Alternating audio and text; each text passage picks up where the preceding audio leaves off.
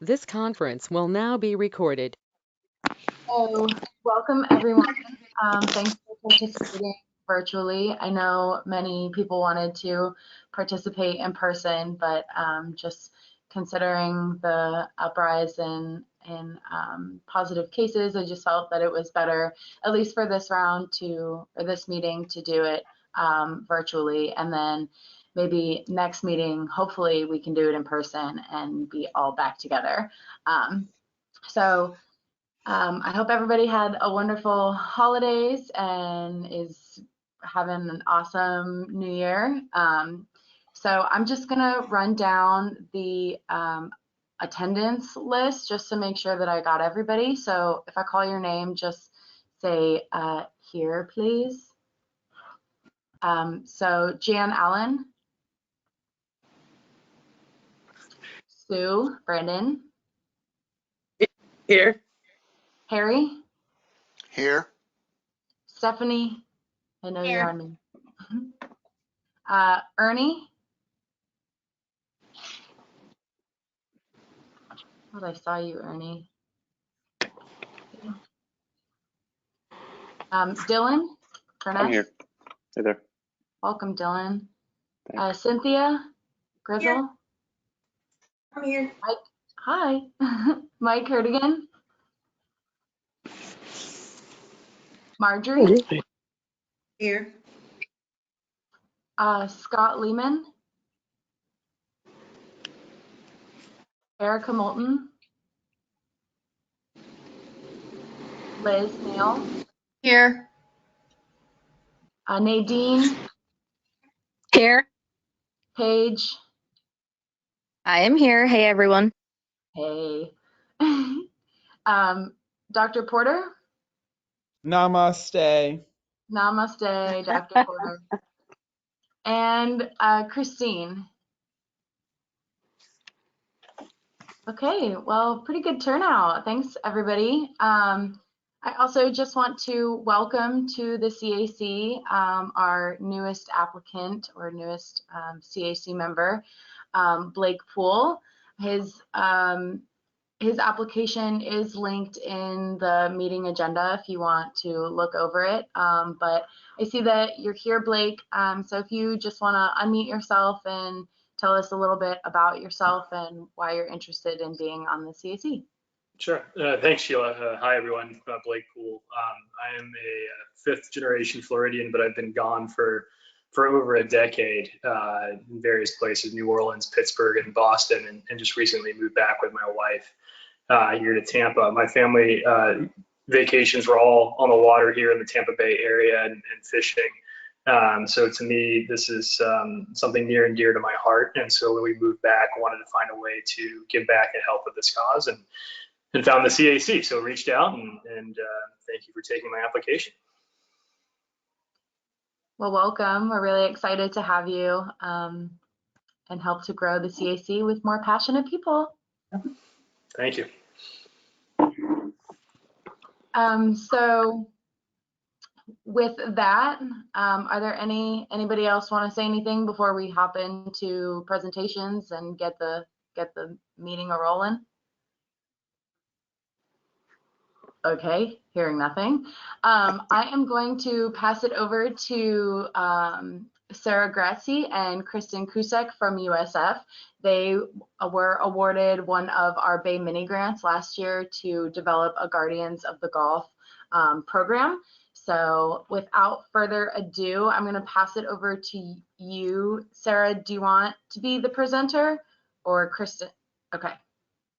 Sarah, please. And can you hear me okay? I had to call in. My microphone on my computer is not working. So yes, we can hear you. Okay, great. Awesome.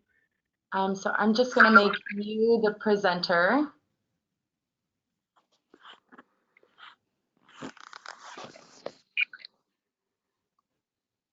All right. So can you all see the presentation? I haven't.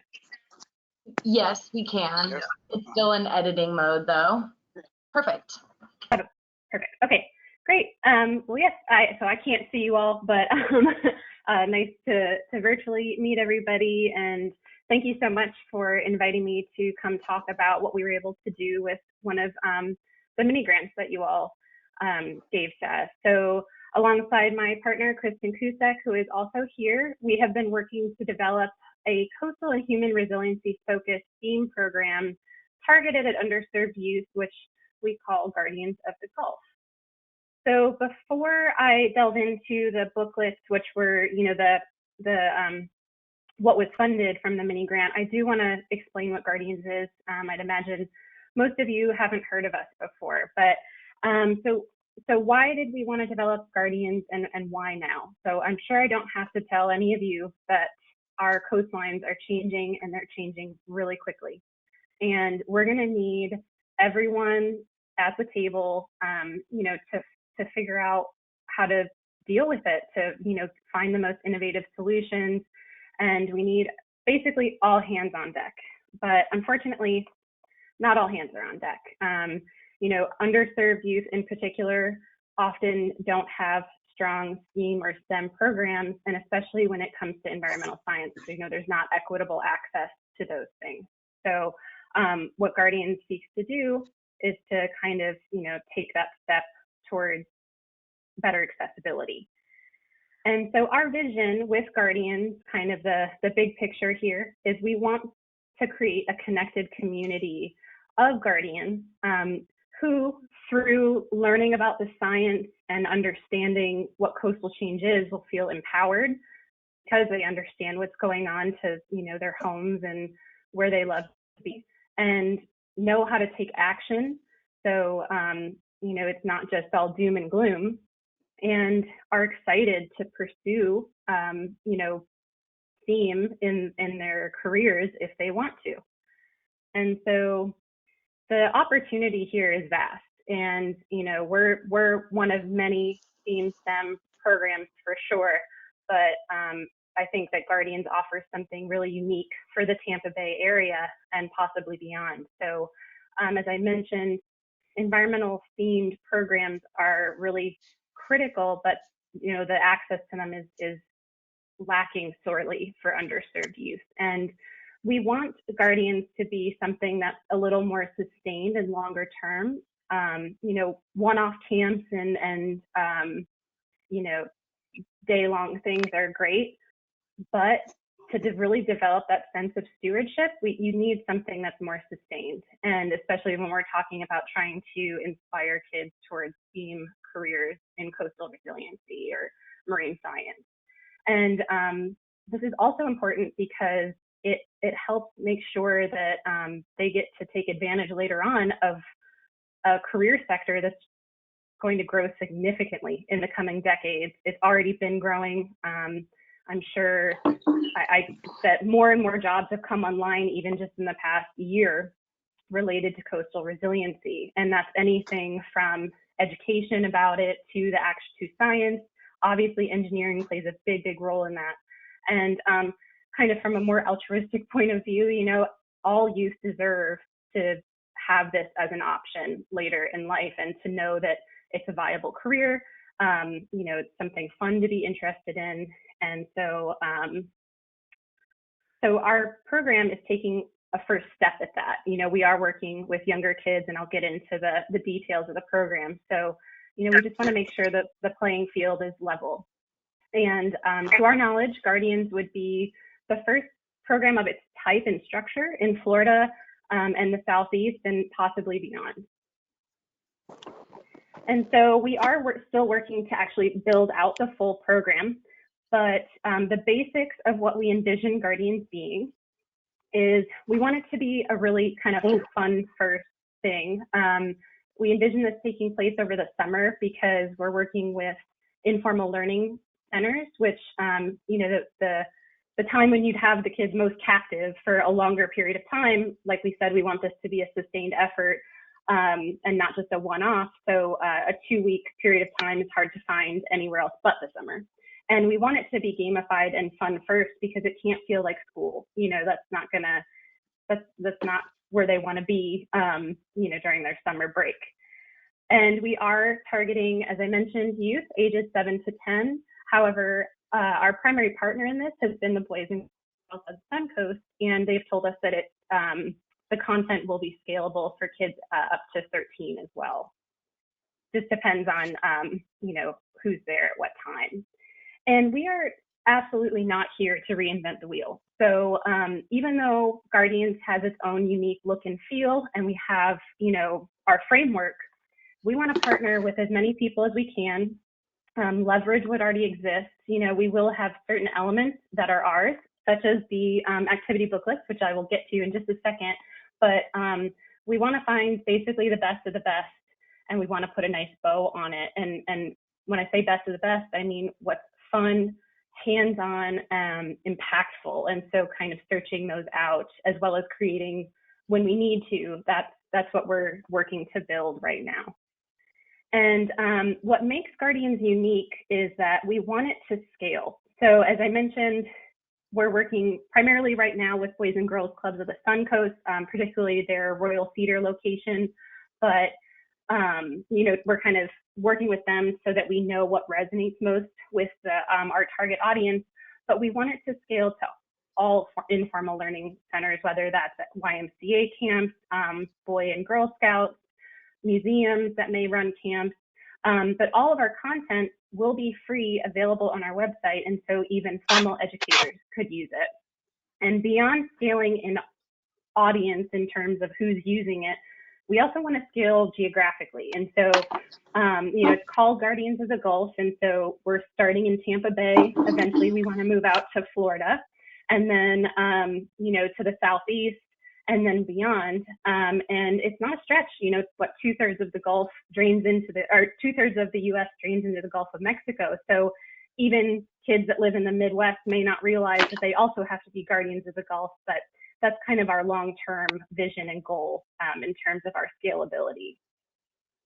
So just to kind of recap and reinforce, the Guardians program seeks to really empower any of our participants, and through that inspire them. And so that comes from being literate in the science of coastal change.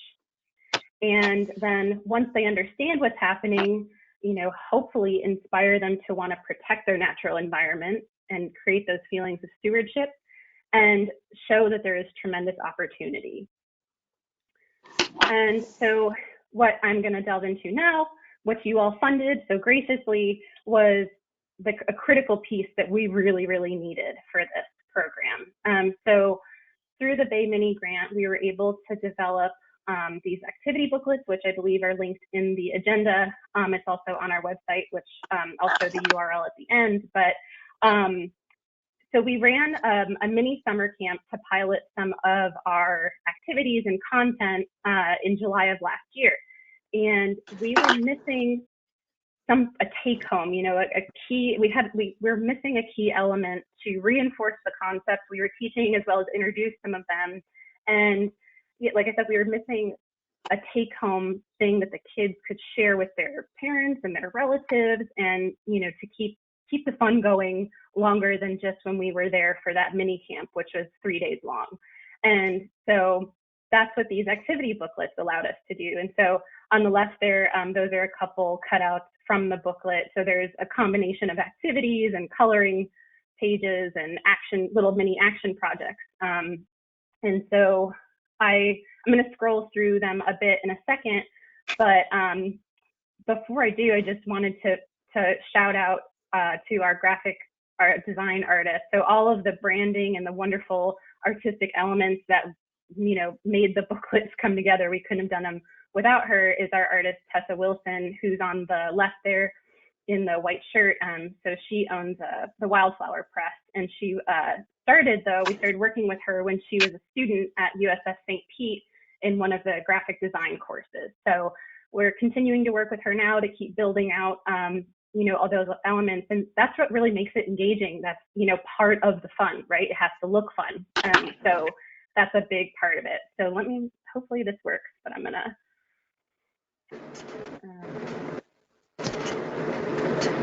great. So you all can still see the booklets here and everything. See my screen okay? Mm-hmm. Okay, so we were able to develop 2 booklets. So the first one is called Why I Love Where I Live. And the whole point of this one was to show kids the wonder of Tampa Bay and why it's a really cool place to live. And so it starts off with a nice letter that's written for our youth from Kristen, and it's basically giving them their charge. So it says there towards the bottom, your mission, if you choose to accept it, is to be the best guardian you can be. And then because resilient is likely a term that our youth probably aren't familiar with, we wanted to define that in a way that they could understand. So the top panel talks about what it means to be resilient in terms of our environment and the coastline. And then on the bottom, it also talks about being resilient human beings, because, you know, environmental change doesn't just impact the environment, it impacts us as humans as well. You know, there can be loss and just, you know, change to ways of life. And that's something that our youth are going to have to inherit. And so right off the bat, this was a favorite. We did this during the mini camp last summer, and this was where they created their Guardians masks. So this was the first step in them becoming the hero, becoming the guardian of the Gulf, and the kids loved this. And so this is an example of one of the little mini challenges, and it's these, you know, 5 pretty simple actions, and, you know, small actions make a big difference when everyone does them together. And so, you know, our participants would be able to check these off throughout a week. And then there's this badge down here that they can cut out and put in a certificate at the end of the book here. And then we envision this, you know, being something that would be really cute to put up on, you know, a fridge or something like that. So this badge system is also part of the gamification of Guardians. You know, it offers a level of incentive, especially when you're in person. We had them as stickers, which the kids would put on their water bottles. And so again, it just made it a little, that element of fun there. And then the second booklet is called We're All Connected. So, you know, we've established a sense of place and appreciation of Tampa Bay in the first booklet. And then the second one is all about why it's important to recognize that we're all connected to the ocean, and the ocean is connected to us, whether you like it or not. You know, we impact it impacts us. And so there's the same, you know, letter and introduction here, but right, this first activity that they do this really simple questionnaire, and it explains why basically all of these things listed here connect them in some way. And it's meant to be a varied list, things that are maybe a little bit out of the box that our youth might not realize. So, you know, everyone will at the very least select one yes. So that means you're connected to the ocean. And the key is at the back. So, and then there's little explanations of why saying yes to these things makes you connected. We also introduced a little bit of, you know, math literacy, as well as some simple math in here by measuring how many large waterways drain into the Gulf of Mexico from Florida. And then again, another one of these little mini challenges by going out and doing a beach cleanup or just anything. It doesn't have to be a beach.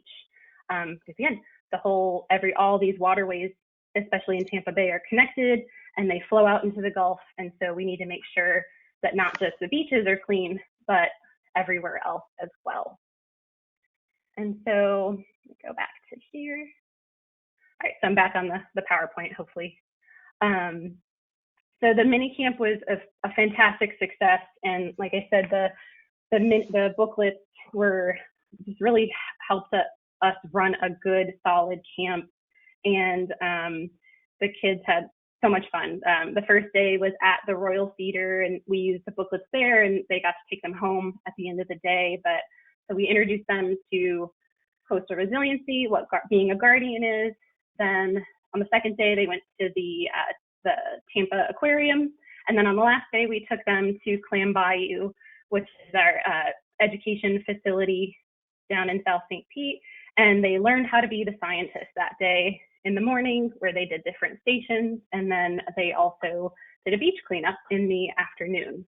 And all the kids just lit up, especially on the third day, going out into the field with them. And it was great. And they all wanted us to come back and do more camp. So that was a very nice reward for us. And so I hope the audio comes through for this. There's a short video that I want to show you all now. Please let me know if it's not coming through. And if it doesn't, I'll just link it in the chat. It's on our YouTube page. But this kind of recaps the camp and gives a little bit more background on Guardians.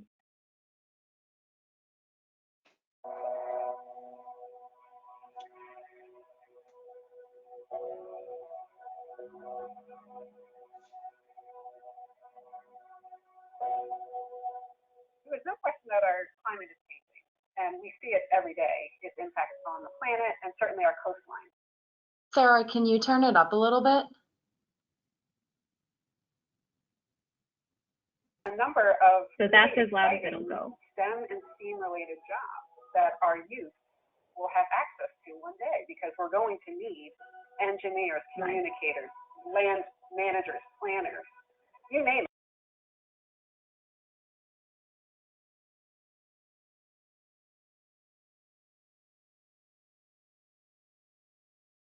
Uh-oh, I think the audio just went out. Oh, shoot. Oh, there you go. Right. Okay. Guardians of the Gulf is a youth program, and we're targeting kids aged about 7 to 10, and it's a program focused on coastal resiliency that is meant to inspire kids. It's meant to spark their interest if they don't have one already in the coastal marine environment. What I want to try to do is show them that the environment is everywhere. You don't have to be out hiking. You don't have to be out boating. You can find things everywhere that connect you to the environment, to the ocean. It's for everybody. It's accessible to all, and it impacts all, and we're all in it together.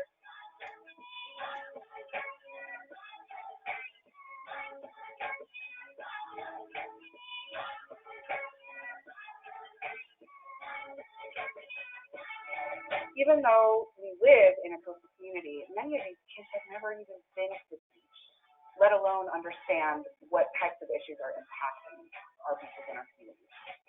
This program is giving them the opportunity to see these things firsthand, to gain tangible experiences that will enable them to understand and advocate for these causes in the future.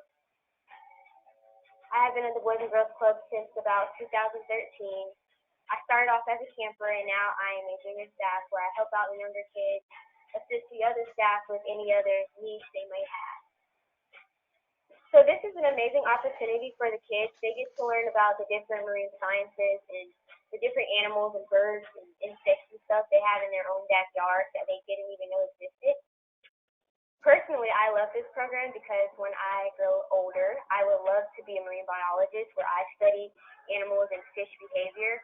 So this program is really, really fun for me because I get to see the kids light up the same way I did when I first learned about stuff like this.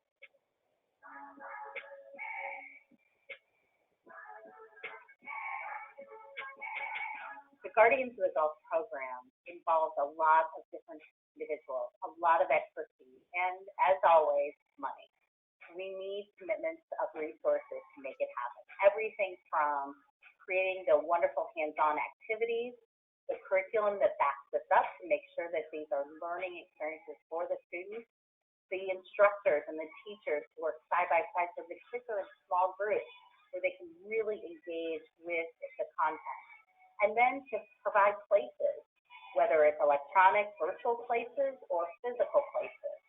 So we hope that funders will consider all of this and making their contribution or their support for the program.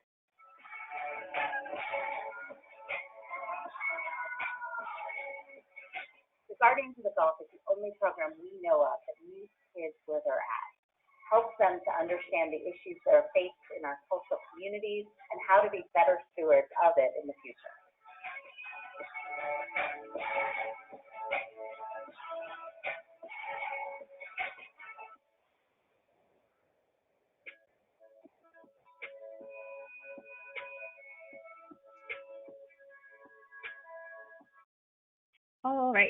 So before I wrap up, I just wanted to kind of recap a few things that we have coming down the pike. So some programming that's underway and coming soon. So throughout this year and the next, we're going to continue building out the program content pending our funding. Really excitingly, we have an augmented reality app that was funded through an internal USF grant that should be coming out mid this year. And that's working with the Advanced Visualization Lab on the Tampa campus. We are also working on youth-friendly story maps and a GIS portal, which will be this year and next. And we are going to run a second pilot camp this summer to continue, testing out the content and the activities to refine the program content that we're going to use as part of the 2-week curriculum. So, and I just want to say that moving forward as we continue to fundraise and build the program, what you all were able to provide us with this mini grant was, foundational to creating this great momentum that we've built over the last year, and the opportunity really got us to this point. And before we didn't really have a reason to have a website, but the booklets gave us the content that we needed to start one. And so just wanted to say thank you to you all, as well as our other funders and our partners and colleagues at the College of Marine Science, the Boys and Girls Club, and then the St. Pete Innovation District. And we're excited to be a signature outreach program for the College of Marine Science. And I'm sure some of you have heard about the new Center of Excellence coming online, and the Flood Hub, and our Dean Frazier, as well as other leaders at USF St. Pete and USF are excited to have this in their portfolio. And so it just fits really nicely with all of the coastal resiliency themed activities going on in Tampa Bay. So with that, I will say thank you so much. And if you'd like to contact me, my email is there. Chris and I are both here to answer questions if you have any, and our website URL is there as well. So thank you. Great, thank you so much, Sarah. Thank you. Are there any questions for Sarah or comments? I have a question. And first a comment. That was a wonderful presentation. I really like the work that you're doing. I may have missed this, but where are the students who are participating in the program? Where are they coming from? Yeah, so they're coming from the Boys and Girls Club of the Suncoast. So we're working primarily with the Royal Theater location, but we haven't talked about it yet, but we've done some virtual presentations with some other locations in Pinellas County as well. So yeah, our primary contact there is Jennifer Reed, who is in the little video, but she connects us with all of the individual club leaders so that we can develop a roster. So yeah. That's awesome. That actually may help me for my purposes. So you're not working through the public schools, you're working directly through the Boys and Girls Club. We are not. Yeah, the only so starting though this year, we do have, so I mentioned the GIS, youth-friendly GIS portal that we'd like to develop, as well as some of the story maps. So that's through a NOAA BWET grant. And so we will start interfacing through that grant. Teresa Greeley, who is our outreach director here at the college, is the one who received that award, but she works very closely with the Pinellas County schools. So we'll start interfacing a little bit there, but it's our target is really the informal science learning centers, which I think are just a key, part of reaching the audience that we want to reach. Awesome. Thank you so much. Sarah, Dr. Porter, y'all might want to consider reaching out to Raphael Robinson. He is a public school teacher for Pinellas County Schools, but he also does work on the side with the Child's Park Recreation Center, where he does STEM-based fun activities with kids, and he's just kind of a really charismatic guy who cares. Would be a great contact for either of your programs. And I can, if you send me an email, I can hook you up with him if you can't find it through Google or whatever. Great, thank you so much.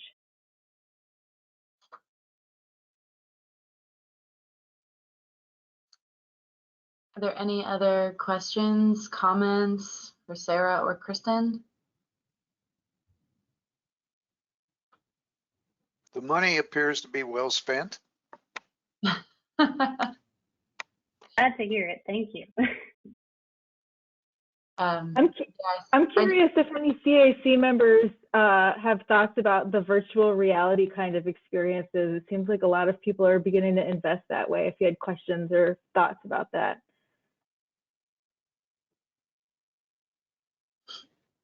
I'd love to learn more about that.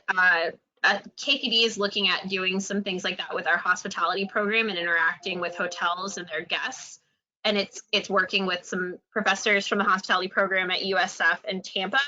But we're seeing it everywhere now with education. So I would love to have a sit down with you guys and just learn more about your program and how you've created that technology and the work you're doing at the College of Marine Science. As an alum, I'm just happy to see it all coming together too. So great job with this program. Thank you. Yeah, that's going to be, you know, and we're excited to beta test that with our kids this summer. And so we'll get a lot of feedback. The VR app or the augmented reality app is certainly kind of a first pass. You know, the grant wasn't that large to build out anything crazy, but yeah, it's neat. It's got two kind of main challenges. The first is about, you know, coastal erosion and what that does to sea turtle nests. And then the second one is all about Egmont Keys. You know, I think it's more stewardship oriented. So talking about how to best help an eroding barrier island. So help keep it around longer. So. By chance, is Brooke Hansen in on the Egmont Key project from USF Tampa? Does that name sound familiar? No, we're working with Laura Harrison. Okay. I'm sorry? I think they work together, don't they? I was going to say, I think, sorry, I have a tiny person who is really in and out of this room right now. I think that it's all kind of interconnected, which makes me even more curious and excited because, yeah, there's some great things happening through the university system with this type of engagement. So really cool stuff. Yeah, and the Estuary program has also provided some background on the habitats out at Egmont Key for that virtual reality that Brooke is creating. Okay, great.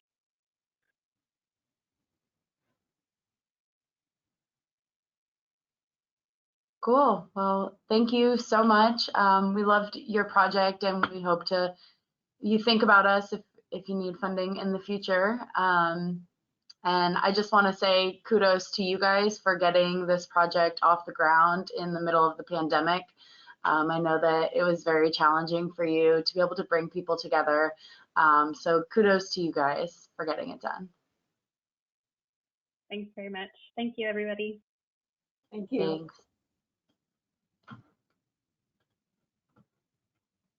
So up next, we have Kristen King with Keep Pasco Beautiful.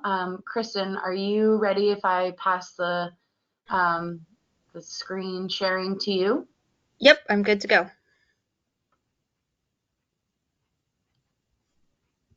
Okay. Okay, so let's do.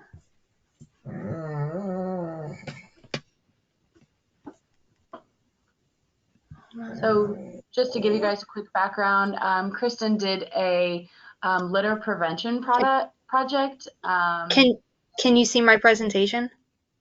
I cannot see your presentation. Okay, hold on. Let me go back.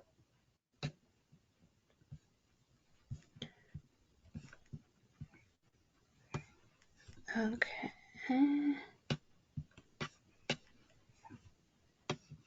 How about now? Yes, we can. Okay, awesome. Sorry, keep going. Oh, sorry. I was just telling the group that you did a litter prevention project and a hotspot analysis in Land O'Lakes. So I'll just pass it over to you now to talk about your project. always great talking to people that are super familiar with what we do. It makes things much quicker to go around. So, and I apologize. I have fur children who have been super fussy today. So hopefully they're quiet. With litter prevention, we all know that 80% of the trash in our water actually originated from land. And we also realize that litter attracts more litter. If places are clean, they stand a greater chance of staying clean. So what we decided to do was look at Land O'Lakes, which is in Pasco County, and it is part of the Tampa Bay Estuary watershed, and do what we could do to work on cleanups in that area.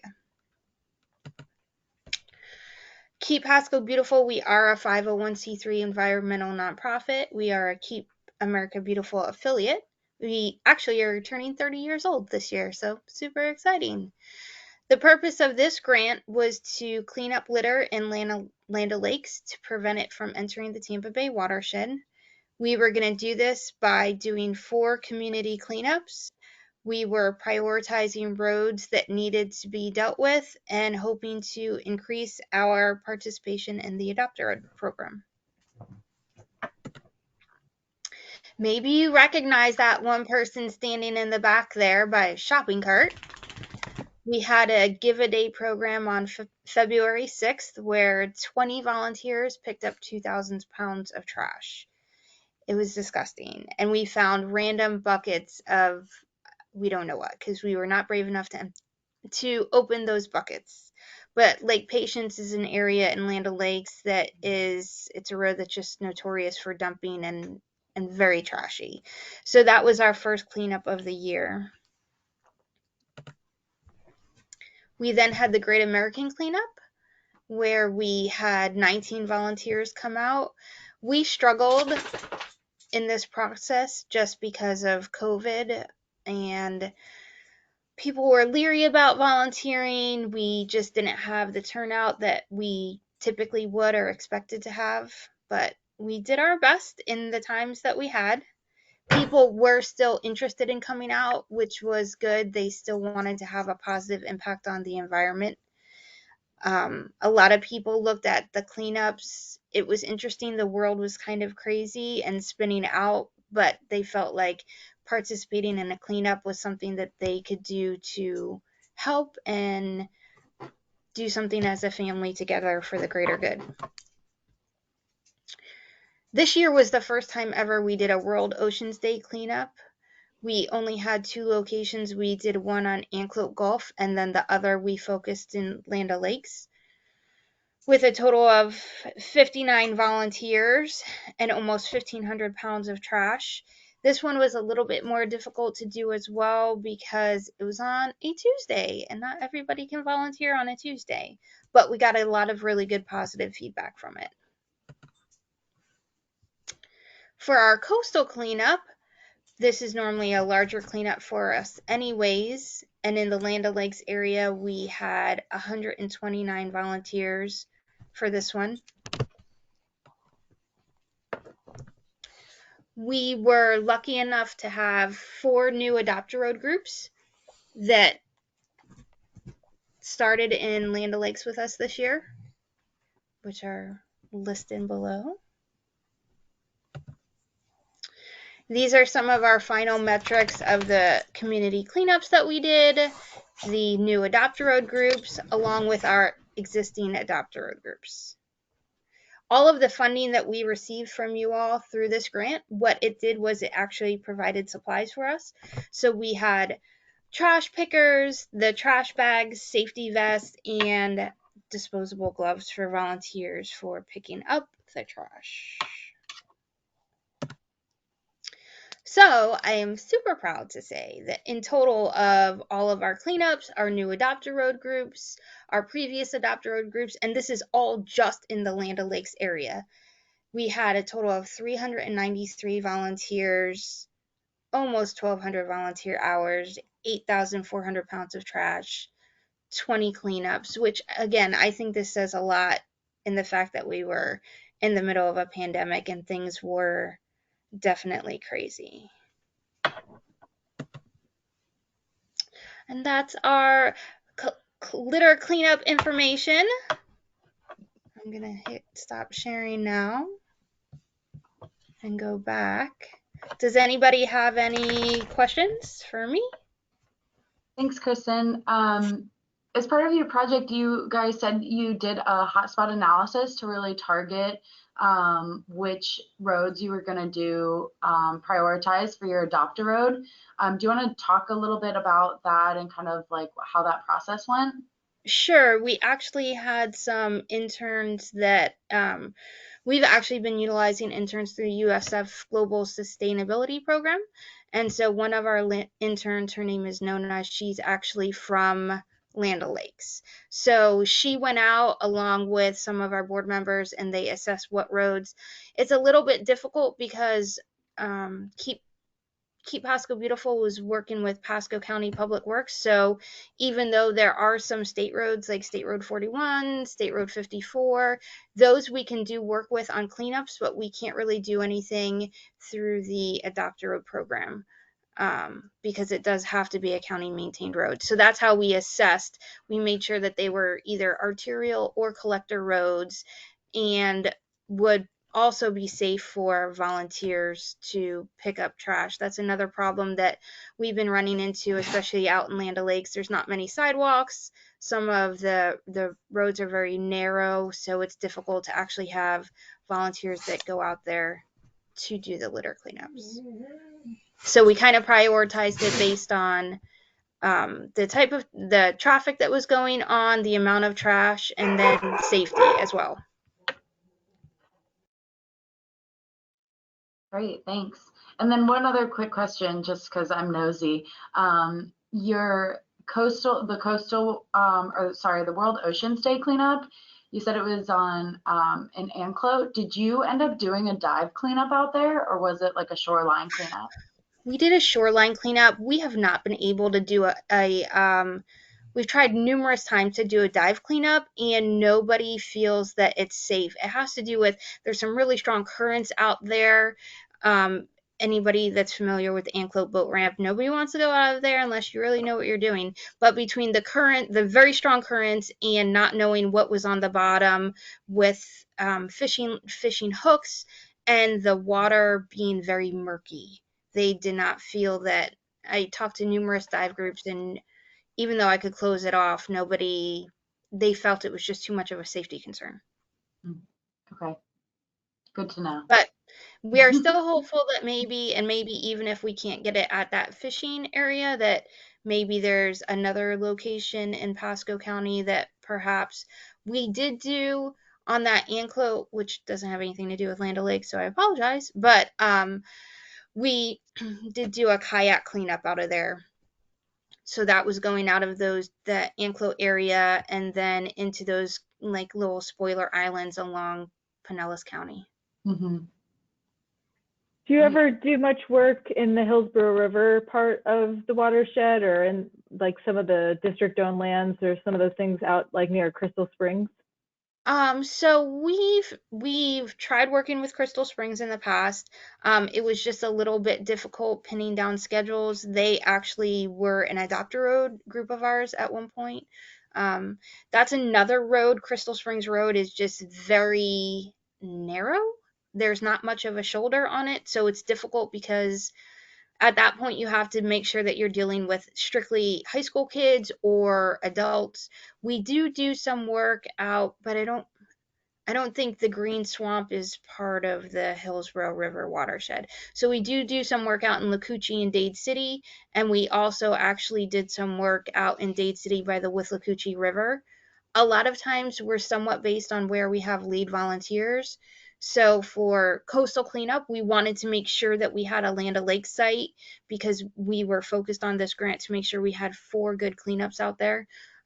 We actually had 55 locations for coastal cleanup. So it has to do a lot with where the captains are, who's interested in cleaning up what area, and then making sure it's an area that needs to be cleaned up and that we also have access to, because we only do public lands. We do not do private property. Mm-hmm. Same here.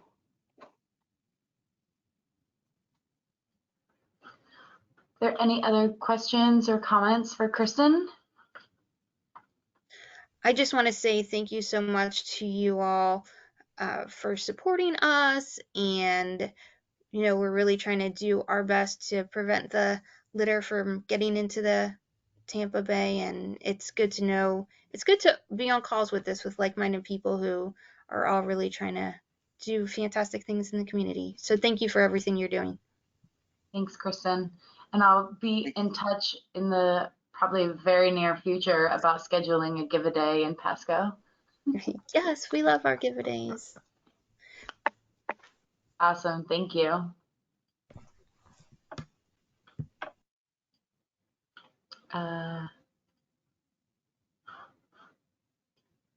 So thank you again to both Kristen and Sarah for coming out, and to all the CAC members for without your commitment, we wouldn't be able to have those or fund those Bay Mini grants. So we really appreciate all that you do in reviewing the proposals and taking the time to participate in those review committees. So thank you guys. Speaking of Bay Mini grants, just want to let you guys know that the 2021 Bay Mini grants cycle has officially ended, and we've executed or issued POs for all of those grants. So we had 25 proposals for the 2021 Bay Mini grant application season, and we prioritize green infrastructure. So we got a lot of great projects addressing that, putting in like rain gardens and those types of things in various places, and even a few specifically located on south side of St. Pete. And then, so in November, the policy board approved funding for 21 projects. So you can see those projects. I have them like the links to each one of the project descriptions and the funding amount and the agency linked in the agenda. So feel free to go through that.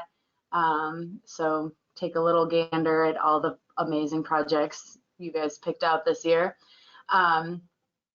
So again, thank you. We had five CAC members participate on that review committee. So again, I really appreciate all the effort and time you guys dedicate to the CAC and doing all of these extra subcommittees. So yeah. So with that, are there questions about Bay Mini grants, conversations about Bay Mini grants? I don't know if anyone on the review committee wanted to say anything in particular about any of the grants that were funded, or we changed the process a little bit this year for voting. So I don't know if anybody has anything to add to that. I'll just say I'm thrilled to hear that we're funding so many of them.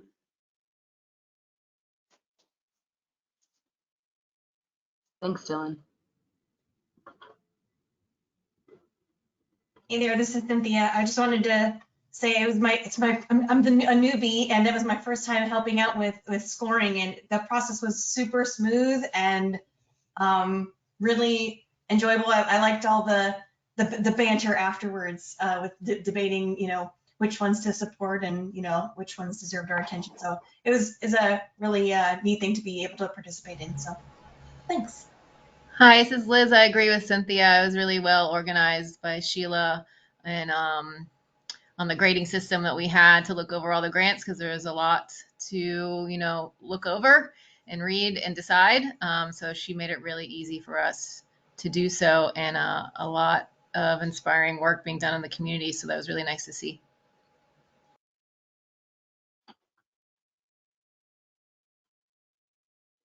Cool. Well, thank you. Again, I appreciate all of you for participating in the review committee. So with that, I am going to pass it over to Maya Burke, the Assistant Director at the Estuary Program. I'm sure all of you know her. But last meeting, Joe gave just a brief update letting you know that we're doing an interim update of our CCMP this year. So Maya's here to give you a little bit more information on that.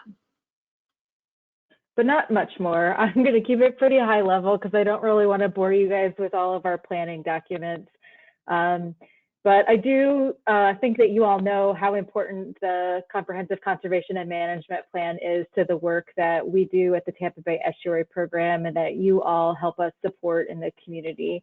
And so whenever we start to touch this document and open it up for input, we always want to make sure that you all are aware of what we've got going on, what we have in mind, and that you have opportunities all along the way to provide any feedback and thoughts that you have. From stem to stern, before there's much to dig into and as there's more to dig into. So I just wanted to make sure that you were aware that this year we are going to revisit the CCMP that we updated back in 2017. And I want to give you a little bit of an overview of that timeline and what we're looking to do. So essentially over the summertime, we kicked off some of the work with the Technical Advisory Committee, beginning to evaluate whether or not our research and monitoring priorities need to be updated based on progress that has already been made towards what was identified 5 years ago. I've also begun to do a preliminary look at the actions to see which ones might be outdated based on things like the new Habitat Master Plan that we updated, or projects that were completed and actions and activities that could be retired, or we could think of new things to do to continue that great work. This year, we've also been working to update State of the Bay, which is a communications piece that, that Joe and Marcus from our staff are leading up. You've seen these printed documents before, but this is really where we summarize and distill all of the science that we've done over a 3-year period into some really graphics that we hope are easy to understand so that people can see how much seagrass we have, how our water quality is doing, you know, those kind of basic things that are sort of core for the message for people to understand the health of Tampa Bay.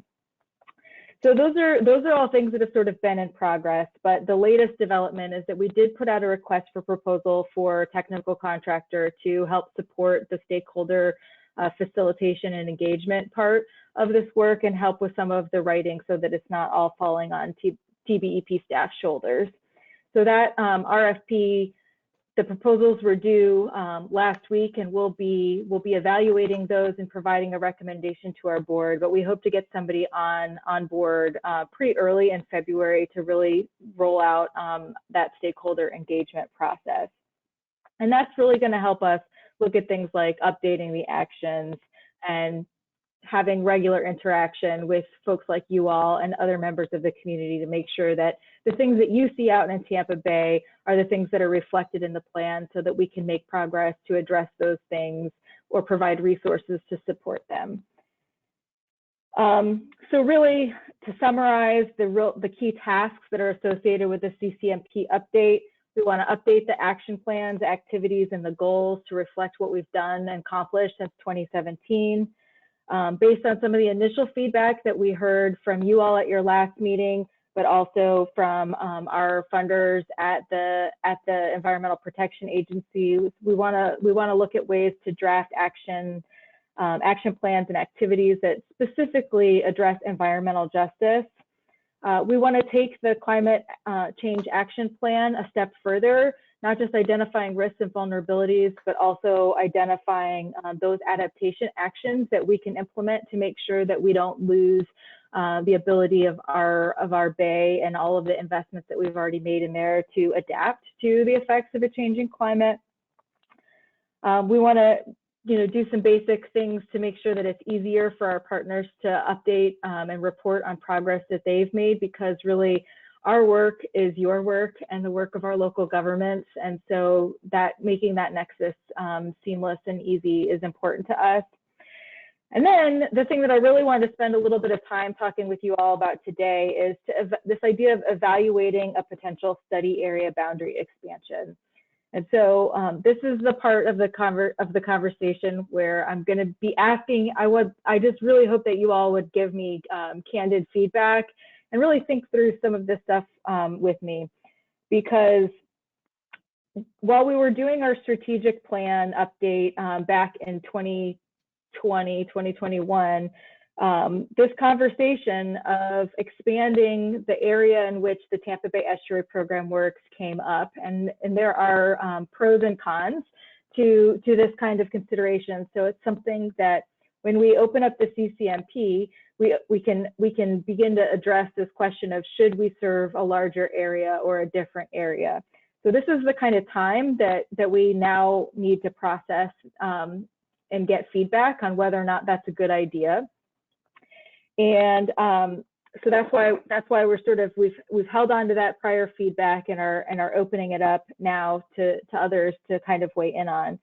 So on this graphic, you can see that the Tampa Bay watershed is generally all of these little tiny orange lines. And so like you heard in the previous presentation talking with Pasco, that most of the work needs to happen in the Land O'Lakes area or the Hillsborough River watershed.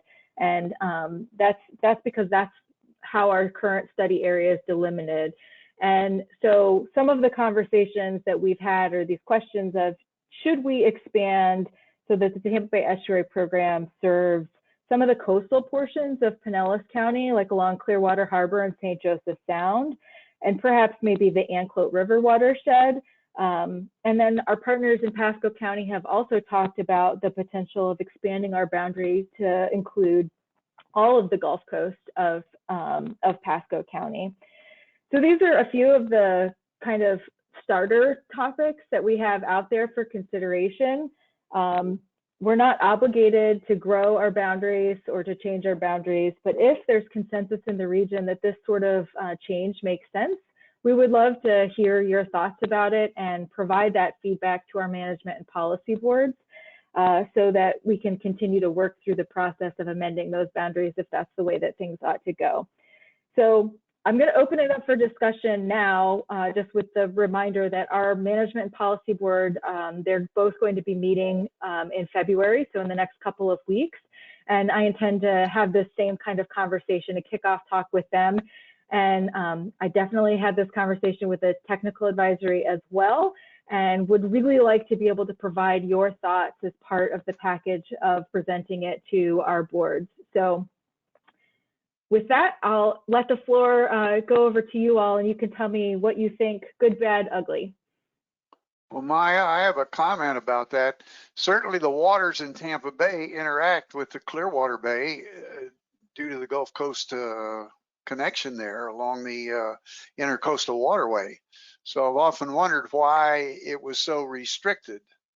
On the other hand, why we don't want to see y'all spread so thin that you can't get the job done that's necessary for the major portion of the bay and its watershed. But it would seem somewhat logical that those areas might be included. Thanks, Harry. We definitely appreciate that.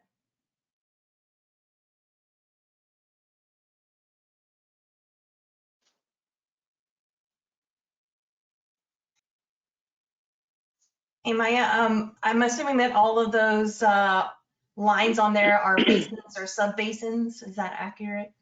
Yeah. All right. And so it was just delineated previously because those were that other area was deemed to be kind of like outside the overall watershed. Is that right? Yeah, I think it relates to a couple different ways that we've drawn watershed boundaries for different things like the basin boards and for the HUC codes. For those of you who are familiar with some of the way the federal government delineates a watershed.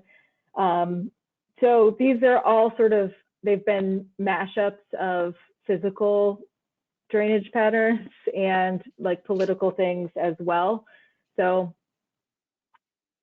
this map was just kind of the easiest way for me to highlight the area that we're not currently serving. So that's sort of the purpose of this map. Is there an atlas of those areas? Or did you put this together? So I did use the water atlas to get this image, and I was going to show you just demo live and give you the link. But unfortunately, our boundary is not correct on the watershed atlas.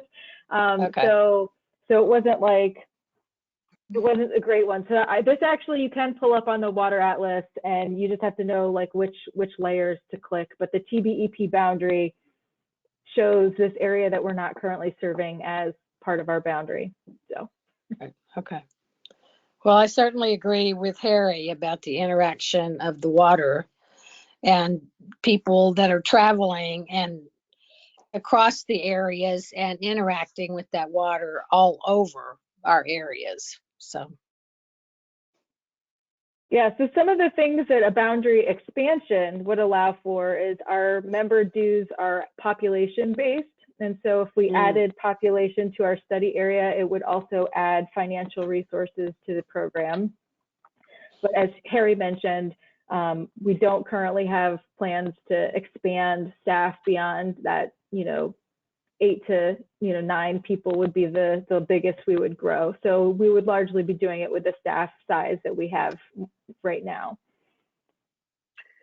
Do you know the population size of the area that you would be expanding, Maya? I don't. We haven't run those kind of assessments. That would be part of the process if the initial feedback is positive to keep going down this path of adding it in. Another thing that might be of interest to you is there is actually already a comprehensive conservation and management plan for Clearwater Harbor St. Joseph Sound that Pinellas County put together. So a lot of that data and the groundwork that we would need to do has already been done by the county, and they're largely the ones that are very interested in adding on this part of the geography to the estuary program's boundaries. Are they interested in contributing a few more dollars?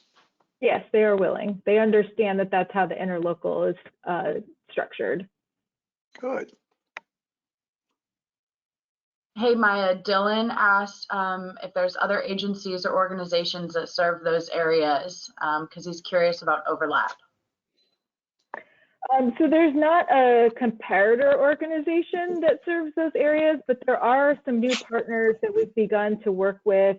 I'm thinking about some of like the Hope Spot interactions that we've had with folks in the city of Dunedin. And that's another kind of thing that's encouraged us to take a look at this kind of expansion, because it seems like there are groups who could continue to amplify the work of the estuary program on that side of Pinellas County as well. But I don't sounds think, like a good idea. Yeah. Sorry, go ahead. I would say I don't think there's like a competitor, like somebody that's organizing multiple entities in the way that we do.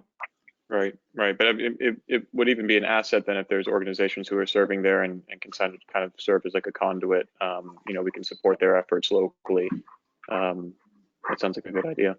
Because, I have a similar concern as Harry said about the program being stretched too thin and maybe not having the capacity to expand the area this wide. But I think you all would know better than we might. Maya, I was just going to ask, I think the health of the whole watershed and the area is really important, so it seems like a natural to include those areas. Do you picture any change as far as the mini grants, the focus? Would there be more coastal, Gulf type of mini grants, or would you still continue to do it more in the Bay?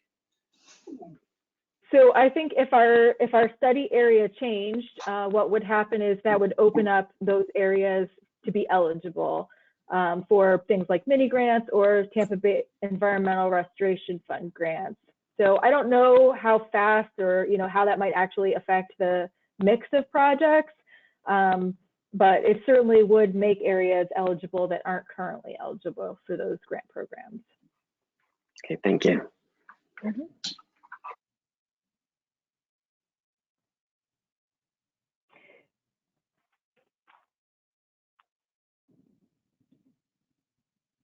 Any other thoughts from the group?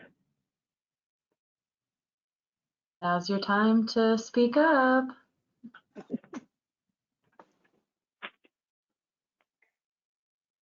Well, I will be happy to convey these messages to our boards as they, consider these potential changes, and appreciate you all keeping an eye out and engaging in the CCMP update process as we go along over the course of the next year. And it's a pleasure to get to talk with you and hear what you guys are thinking. So thanks so much. Thanks, Maya. So up next is Joe Whalen to talk about one of our most recent behavior change campaigns called the Pipe Up campaign. So Joe, it's all you, man.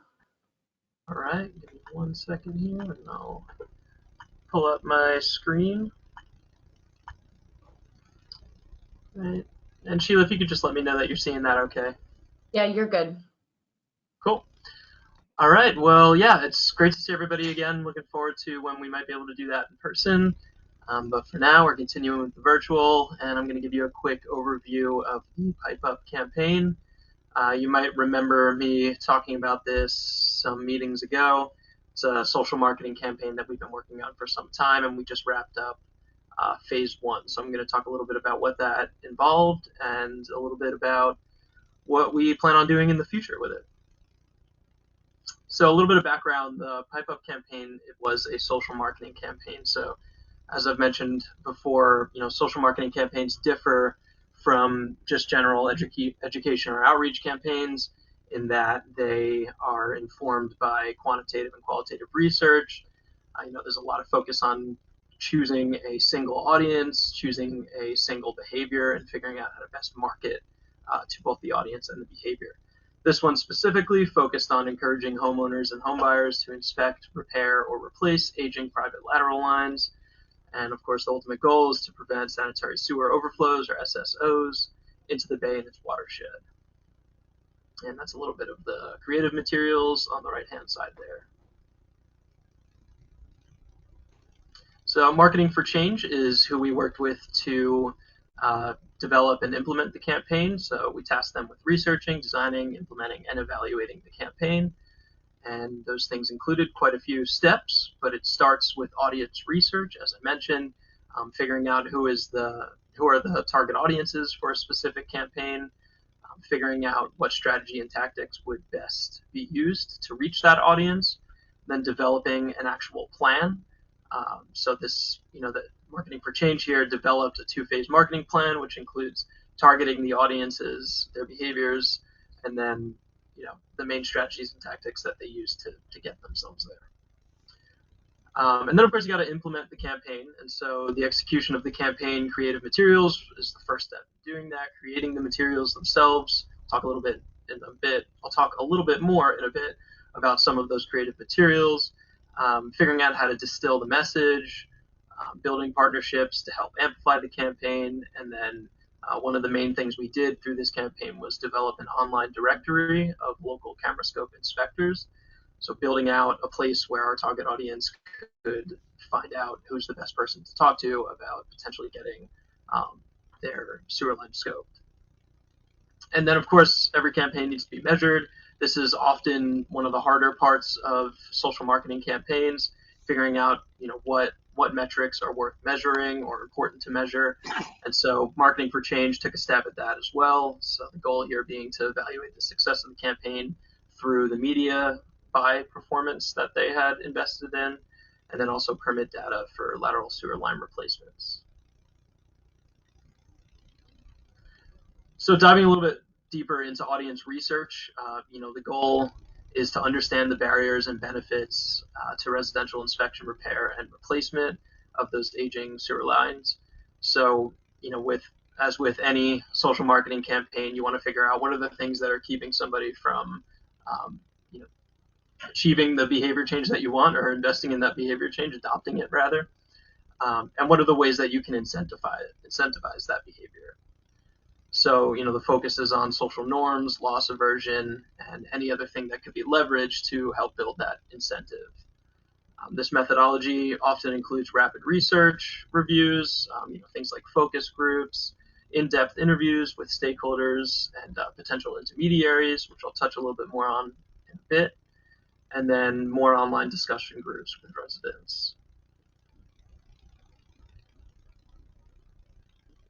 some of the findings from that research, which is not super surprising that there is a pretty big knowledge gap about what lateral sewer lines are and why they're an issue, what causes issues.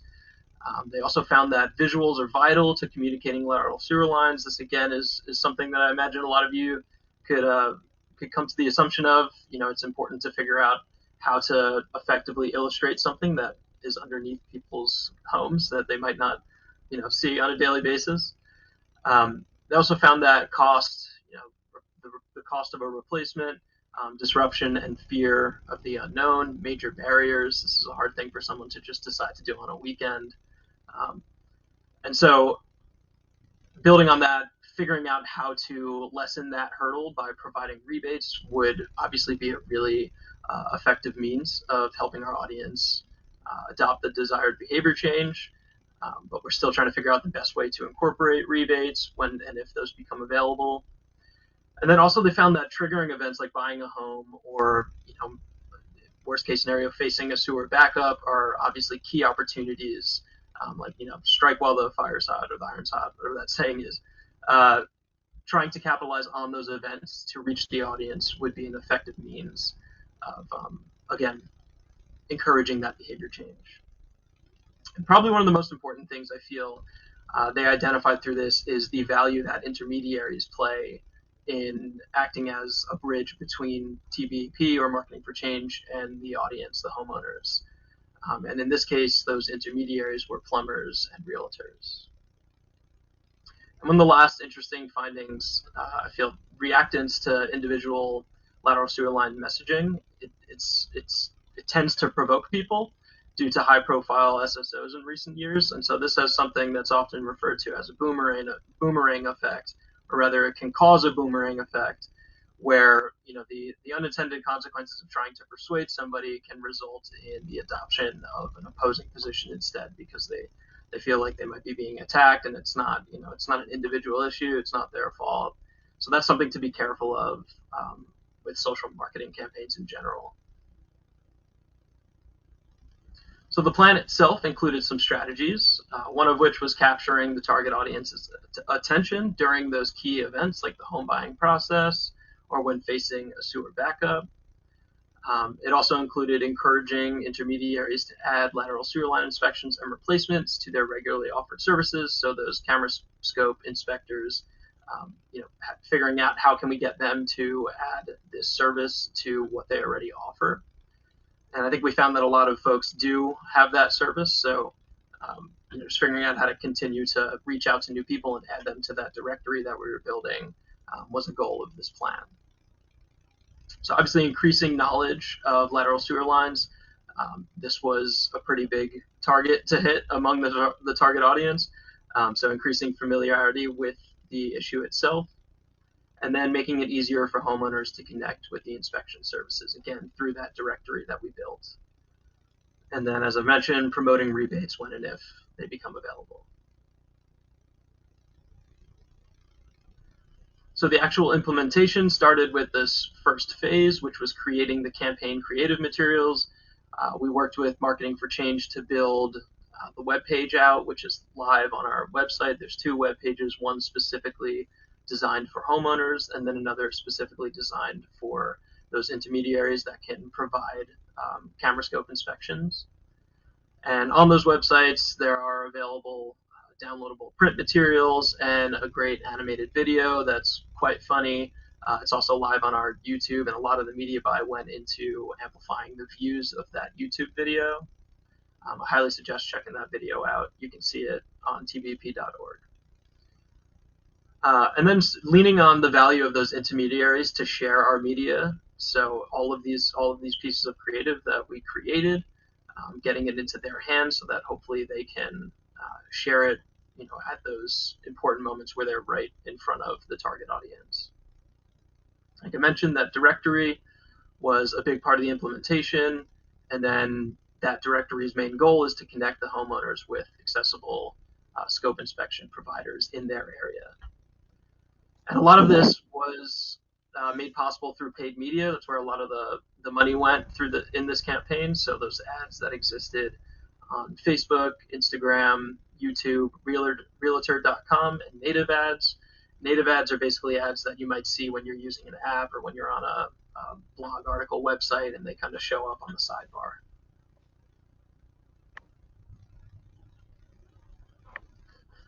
So the performance and the initial evaluation, to do this, Marketing for Change tracked some of the digital key performance indicators. So in the case of what I mentioned, the Facebook, Instagram, things like that, impressions, click-through rates, those are generally the things that people check. Also, how long people are spending on a specific web page, how quickly they leave a web page. Those are some of the things that Marketing for Change wanted to look for.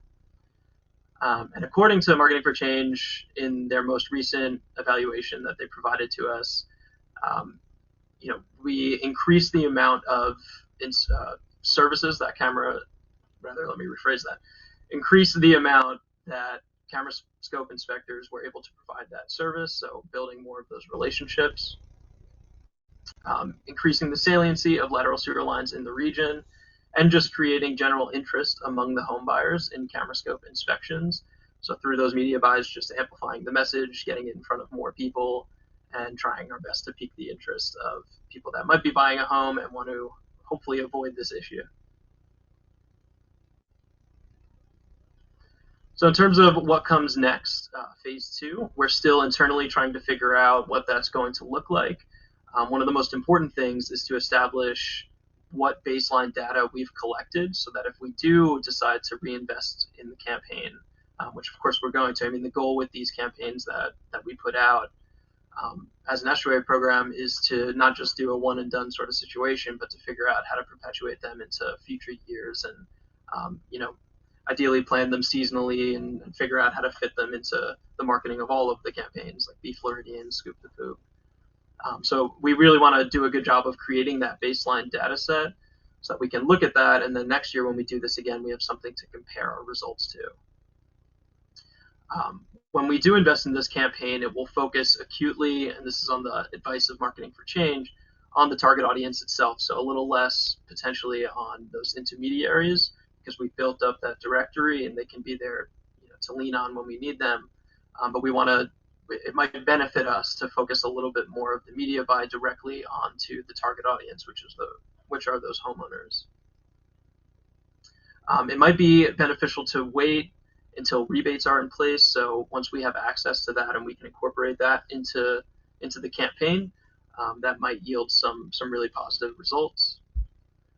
And then the phase goal will be to increase, will be to see an increase in permits for lateral sewer line replacement, and of course a measurable media buy ROI. But in order for us to be able to measure how effective any future media buys are, we need to have that baseline data that we're currently working through what Marketing for Change has provided us to kind of figure out how to tidy it up. So just to kind of give an overview, some of the main takeaways. As I mentioned, intermediaries, super valuable. They often are in campaigns. They can really help drive the campaign when you're not there to drive it. And they can take some of that information that we make available, some of those creative assets, and get them into the hands of the people that we want to be reading them. And like I mentioned, those were those home inspectors and plumbers. And funny enough, they actually interacted with the content quite a bit. I definitely fielded dozens of emails and coordinated phone calls with them just to kind of see what their services looked like, how we could best engage them moving forward. They also found that entertaining content works. So that video that I suggested y'all watch, it's definitely funny, and it captures people's attention. There was a lot of comments on Facebook about the video, but it also includes that important information. And so figuring out how to serve that up in a way that doesn't immediately lose the attention of the audience is important. And so comedy is one tactic for achieving that. There was mostly a positive sentiment in terms of the Facebook comments and the places where a lot of this marketing took place. There was generally a positive sentiment, meaning people were engaging with the content in a positive way and creating a conversation that they really perpetuated, and that's an extremely valuable thing after you spend the media buy. If you can create a platform where people are talking and further amplifying or perpetuating the message just by themselves, that really helps to continue the success of the campaign. And you can't really see the bottom here. It looks like it's cut off a little bit, but phase 2 prerequisites, like I mentioned, are going to be creating that baseline of data so that when we do decide to roll this out again or do another phase, we have something to look back on and we can better evaluate the success of any future efforts because we have those numbers, because we have those metrics. So I wanted to close a little bit with this this just screen grab from some of the conversations on Facebook. This is such a small, it doesn't capture all of the conversation that was happening, but you can see here that people were engaging with the content and really sharing their own stories.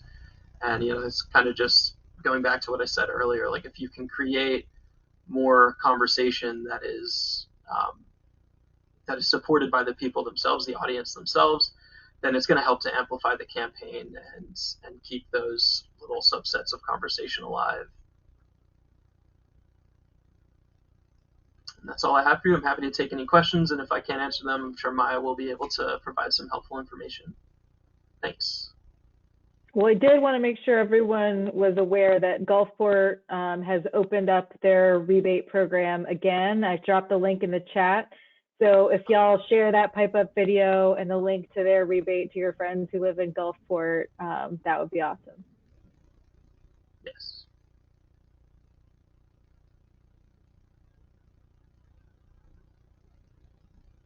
Any other I'm questions? surprised that homes as young as or as new as built in 1975 are considered older. I think that would be surprising to a lot of homeowners. Yeah, so that age range has to do with the materials that they used in that time frame. So like some of like the bungalows and things that were constructed in the 20s have you know, better material pipes that are withstanding the test of time, especially if they're in areas that aren't seeing saltwater intrusion and sort of salt water that are interacting with their pipes. But those homes in the 70s, a lot of times their pipes are made out of a substance called Orangeburg, which is essentially like a tar paper that can break down really easily and collapse, and then they cause all these leaks and these blockages. So.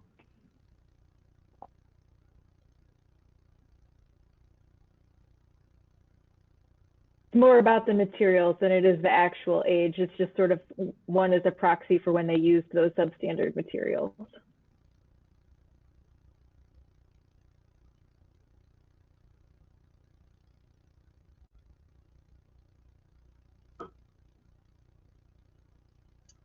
Anybody else have any questions, comments? You really excited to watch the video? There's a geyser involved. I highly recommend it. Our management and policy board loved it. Cool. Well, thanks, Joe. Thanks, Maya. And like Maya said, please spread the word about the Gulfport rebate to all of your friends and family in Gulfport. You guys help us kind of amplify the message and get the message out there with the community. So talk to your personal networks and about these types of things to help us do better. Spread the message. So I guess I can show my screen again.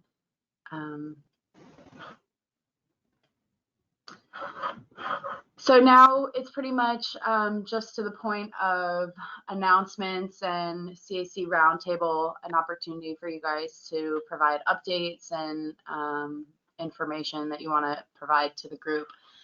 So just a couple of things from the TBEP side. BASIS is happening. Yay, finally. For those of you who don't know what BASIS is, it's like a Bay Area, oh man, Bay Area Symposium.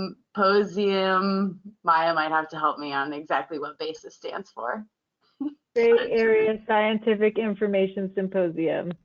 Okay, sorry. Because we're extra. it's basically a conference dedicated to all things Tampa Bay and all things in this region. So that's really exciting. We've got a bunch of, it's science side as well as citizen science and community science. So a lot of good information being presented at this meeting. So that's happening February 28th through March 4th. Also, we are hiring. I think the last day to submit an application is on Friday, am I right? So please spread the word if you know somebody who would be a good admin support staff with the Estuary program. So please send that to them. With project management skills. Great.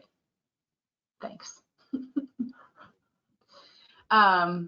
And then Maya is accepting T-birth proposals. The deadline for that is March 11th. I don't know, Maya, if you want to say anything in particular about T-birth proposals. The Tampa Bay Environmental Restoration Fund is a lot like Bay Mini Grants, only it's bigger dollars for your bigger projects. So I know that Ernie has taken us up on applying before successfully, but if you all have neighborhood associations or volunteer groups that you work with and have a project that has needs that are greater than the $5,000 cap of the Bay Mini Grants, feel free to give me a call or send me an email, and we can chat about whether or not it might be a good fit. Some of the priorities that might be of interest to you all in particular for this round is there's an emphasis on community gardens and small hobby farms and ways to reduce nutrient pollution from those kinds of operations and support those kind of community efforts. So the full RFP is linked there, and you can see all the other priorities as well. Thanks, Maya. So then moving on, and this is pretty exciting.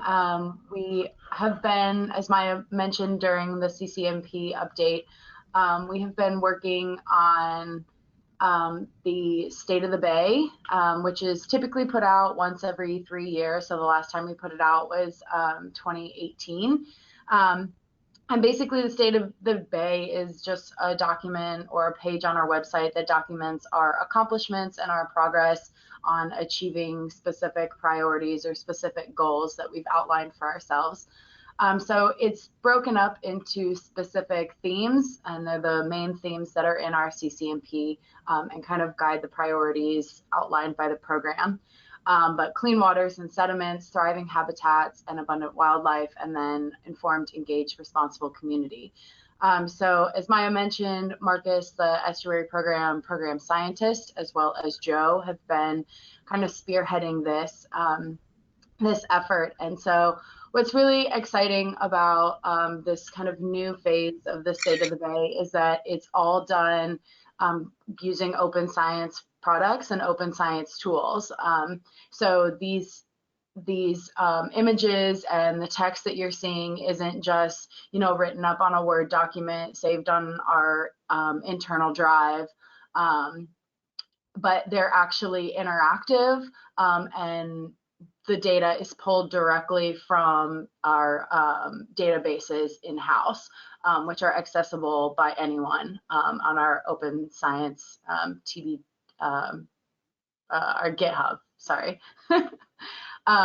So this is, our goal is to be updating this on every year. But what's cool about this is it's supposed to help us with our reporting, because all of these,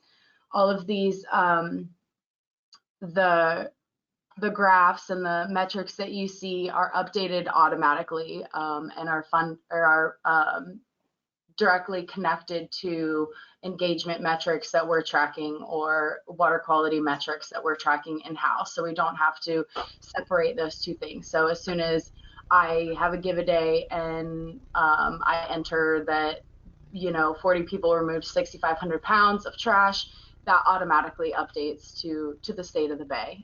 So it kind of saves time, it keeps it relevant. So that's pretty awesome, and a huge huge lift on the and huge props to Marcus, the Estuary program scientist, for kind of spearheading this section of it. We're also going to be turning this into a document that will be sent out to folks, and we'll probably do that once every 3 years. But basically, I just want you all to have the opportunity to look around, poke around it, what's the different graphs, the different verbiage that we're using. Make sure that it does it make sense? Does it not make sense? Would it be better? Would data be better portrayed in another format or something like that? We basically, this information should be accessible to everybody, including just the normal community members. So we're kind of looking for you guys for feedback on what things we can change to do better to make it more accessible. So just take the opportunity, really dig in through this section of the website, because we're really looking for your input at this point. And I think that's all I wanted to say on the State of the Bay. I don't know, Joe, if you or Maya have anything else to add to my long-winded State of the Bay talk. I think you covered a lot of it. I did want to add that an interesting idea that we've had for sort of like after we produce the, after the website's a little bit more finalized and we produce the physical version, we were thinking that it might be really cool to use these different bins that you can see on Sheila's screen here, from clean waters and sediments, thriving habitats, informed, engaged, to frame and prime some Ask Me Anythings that you might have seen us doing a lot of on Instagram and things like that.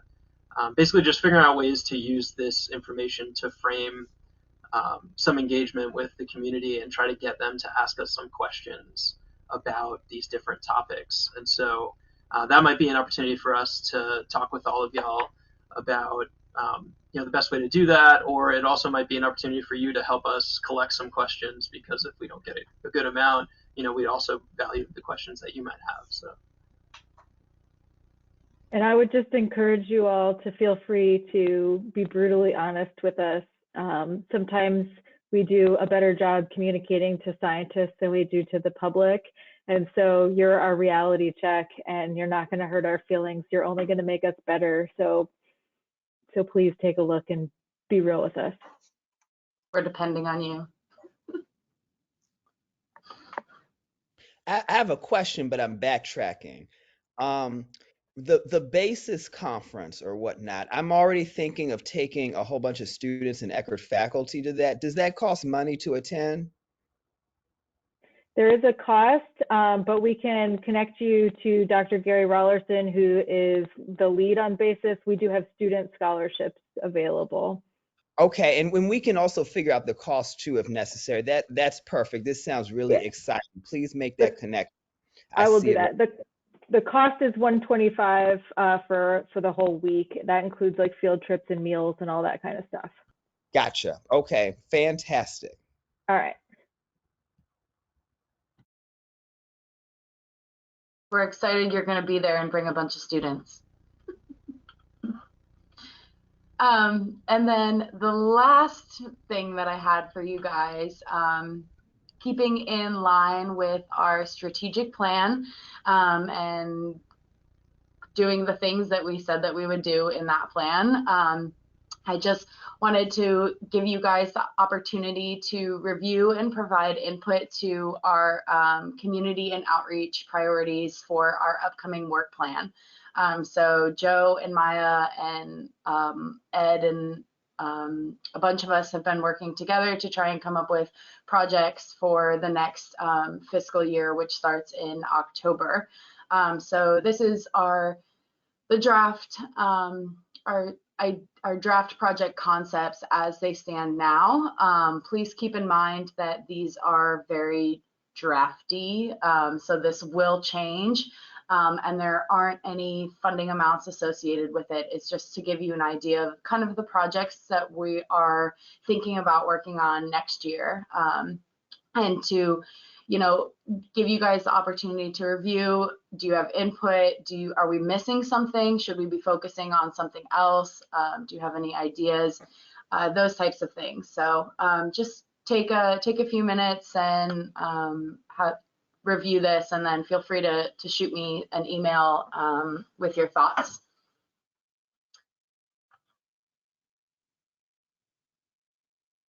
And that is all that I had for announcements. I know we gave you guys a bunch of stuff, a bunch of to-do list.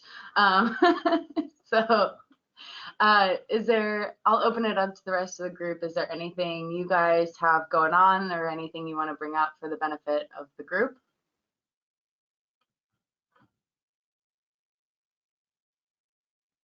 Hey, it's Cynthia. I just wanted to let everybody know that the Tampa Bay Association of Environmental Professionals is having a social tomorrow at World of Beer. So 5:30 to 7:30. It's outside. So I'll be there, and if anybody wants to join, you're welcome. So awesome. Is there like a Facebook link to that event? It is on the Facebook page and on the website and everything, but registration is actually closed right now. It's tomorrow, and I had to print out name tags and stuff. And we had to keep raising the limit of people allowed to, the registration, because there was so much interest. So but then again, sometimes I plan these things and then 10 people show up. So I don't know, but it's should be a really good one because we had a lot of people signed up. So and lots of new people, and it's a membership drive. So if you're interested and you're a professional, and you don't even have to be an environmental professional, you can be just somebody that's interested as well. So we do really cool workshops and things like that. So that's my shameless TBA EP plug. Awesome. You said it's at World of Beer. World of Beer at what time? 5:30 to 7:30. We'll be on the patio down below. Great. Thanks. Yeah.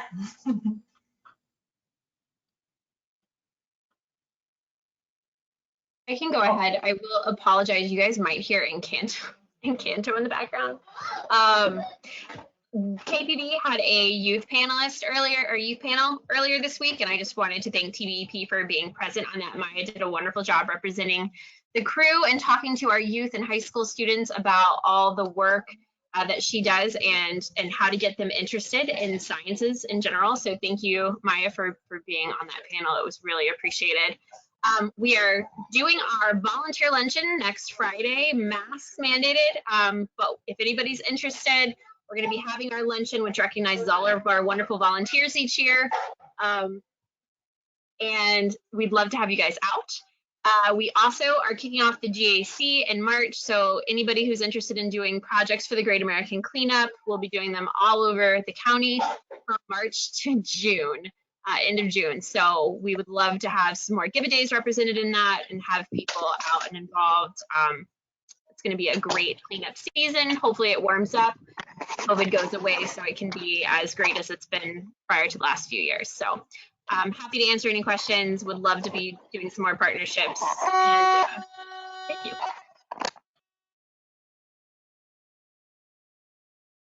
Thanks, Stephanie.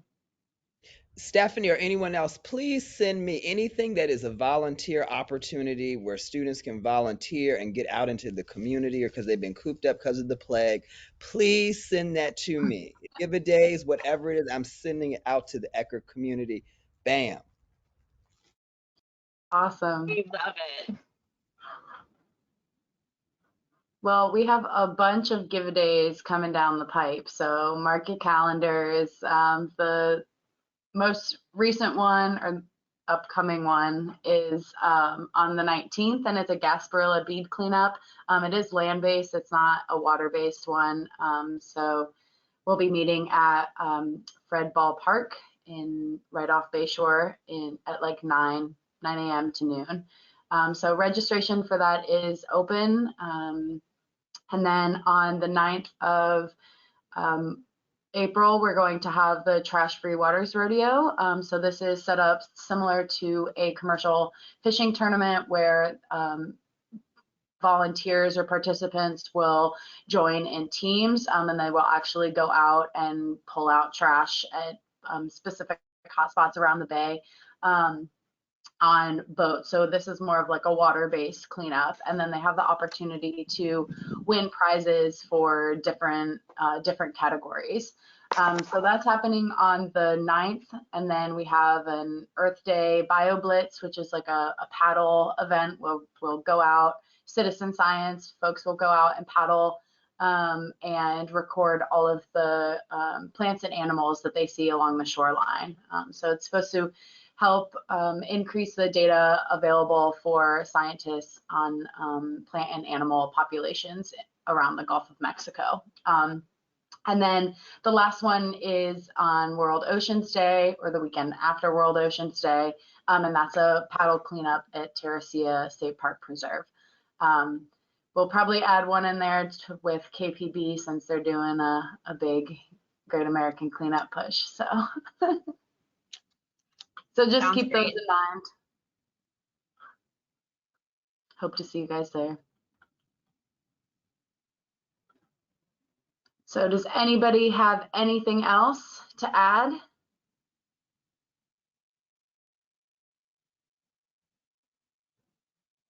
I'm sending all the Give a Day to the Bay dates to everyone, staff, students, and faculty at Eckerd College right now. Awesome. Thank you. And tell them to check up with or to check to the tbep.com or tbep.org website Yes. for links. Awesome. Perfect. I'm including that in the email. Perfect. Thank you. You're welcome. Alrighty. If there's nothing else, then this meeting is adjourned. Thank you all so much for your attention and your questions and your comments and feedback. Really appreciate you. Stay healthy, everybody. Thank you, everyone. Have a good night, everyone. Yeah.